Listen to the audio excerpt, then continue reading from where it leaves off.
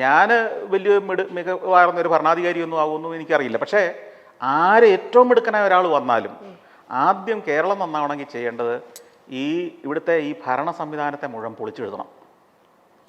അനാവശ്യമായി ഓടിക്കൊണ്ടിരിക്കുന്ന അത് നടക്കുമോ? കാരണം എന്താ, പല വകുപ്പുകളിലും പല സ്ഥാപനങ്ങളും ഒരാവശ്യമില്ലാത്തതാണ്. മനസ്സിലായില്ലേ? അതായത് അന്ന് മന്ത്രിയായിരുന്ന ഒരാൾ, ചിലപ്പോൾ ഈ 30 കൊല്ലം മുമ്പ് മന്ത്രിയായിരുന്ന ഒരാൾ, ആ മന്ത്രിയായത് ഒരു ചെറുകിട പാർട്ടിയുടെ നേതാവായിരിക്കാം. ആ രാഷ്ട്രീയ പാർട്ടിക്ക് പ്രാബല്യമുള്ള പ്രദേശത്തെ ആളുകളെ സൂചിപ്പിക്കാൻ വേണ്ടി ഒരു പ്രസ്ഥാനം തുടങ്ങി. അതിന് കേരള സമൂഹത്തിലോ ഭാവിയിലേക്കോ ഒരു പ്രയോജനമുള്ളതായിരിക്കില്ല.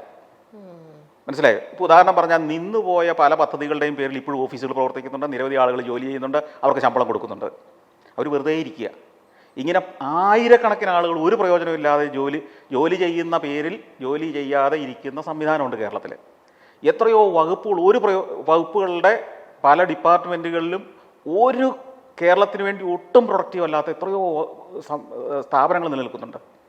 പലതും പിരിച്ചുവിട്ടാൽ കേരളത്തിന് വലിയ ലാഭമാണ്.